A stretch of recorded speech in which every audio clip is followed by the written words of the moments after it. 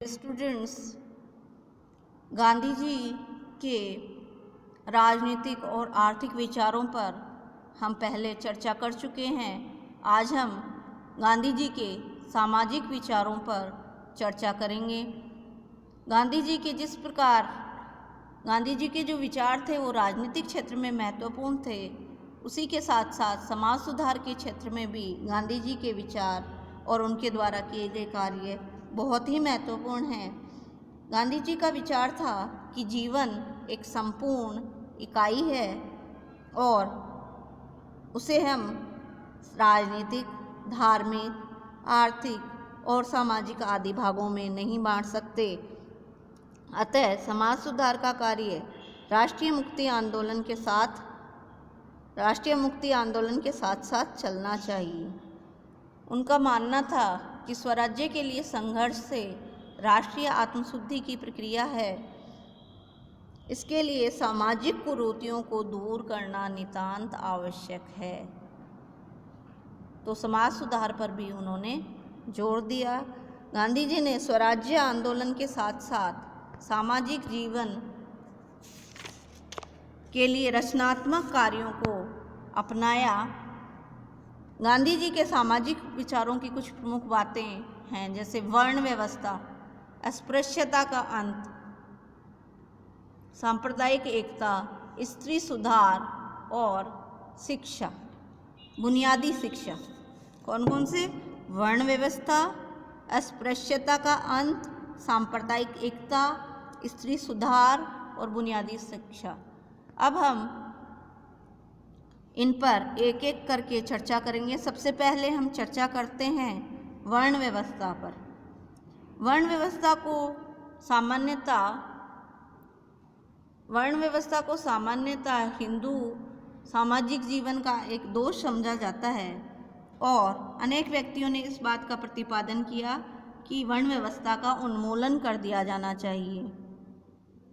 जबकि दूसरी ओर स्वामी दयानंद जैसे कुछ सुधारकों ने इस बात का प्रतिपादन किया कि वर्ण व्यवस्था को बनाए रखना चाहिए, किंतु उसका आधार जन्म ना होकर कर्म होना चाहिए। यानी वर्ण व्यवस्था को बनाए रखो, लेकिन उसका आधार कर्म होना चाहिए, ना कि जन्म।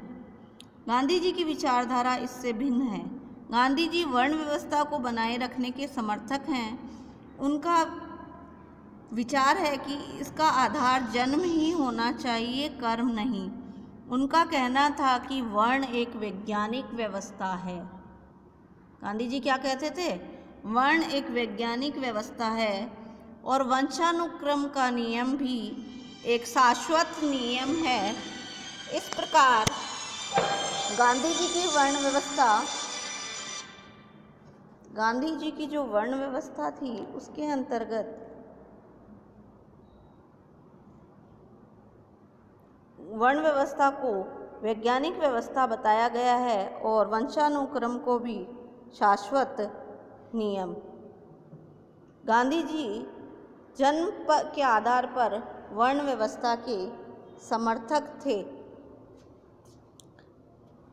गांधी जी अस्पृश्यता का अंत चाहते थे। गांधी जी का मानना था कि भारतीय समाज का गंभीर दोष है कि यहाँ अस्पृश्यता और छुआछूत पाई जाती है। गांधी जी अस्पृश्यता को भारतीय समाज के लिए कलंक मानते थे और उनका कथन था कि ये समाज के लिए एक घातक रोग है जो कि समस्त समाज को नष्ट कर देगा। गांधी जी अछूतों को समान सामाजिक, राजनीतिक और आर्थिक अधिकार दिलाने के पक्ष में तो थे ही, इसके अतिरिक्त उन्होंने इस बात पर सबसे अधिक जोर दिया कि अछूतों को भी स्वर्ण हिंदुओं के समान मंदिर प्रवेश और पूजा आराधना का अधिकार मिलना चाहिए। स्वर्ण हिंदुओं के समान ही मंदिर प्रवेश और पूजा आराधना का अधिकार मिलना चाहिए। उनका मानना था कि इससे अछूतों में आत्मसम्मान की भावना जागृत होगी और स्वर्ण हिंदुओं के प्रति उनका दृष्टिकोण बदलेगा। गांधी जी ने स्वर्ण हिंदुओं और अछूतों के बीच विवाह संबंध और गोद लेने के संबंध स्थापित करने पर बल दिया। उन्होंने अछूतों को हरिजन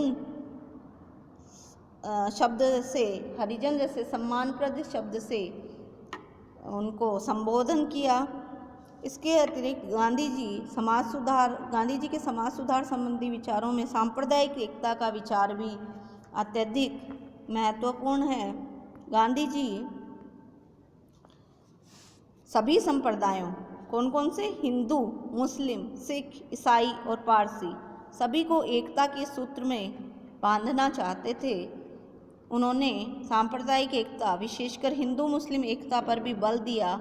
वे कभी भी मिस्टर जिन्ना के द्विराष्ट्र सिद्धांत को मानने के लिए तैयार नहीं हुए। गांधी जी का कहना था कि धर्म को राष्ट्रीयता का आधार नहीं माना जा सकता। उन्होंने अंत तक भारत के विभाजन का विरोध किया और वे सभी धर्मों का समान समझते थे और उन्होंने सांप्रदायिक एकता को बनाए रखने के लिए अपने प्राणों की आहुति दे दी। और समाज सुधार के उनके विचारों के क्रम में स्त्री सुधार भी एक महत्वपूर्ण उनका विचार था।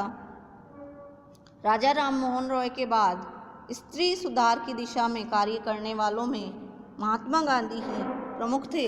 उनका मानना था कि स्त्रियां किसी भी दृष्टि से कम नहीं होती, पुरुषों से किसी भी दृष्टि से हीन नहीं होती और कमज़ोर कहना उनके प्रति अन्याय और उनका अपमान है।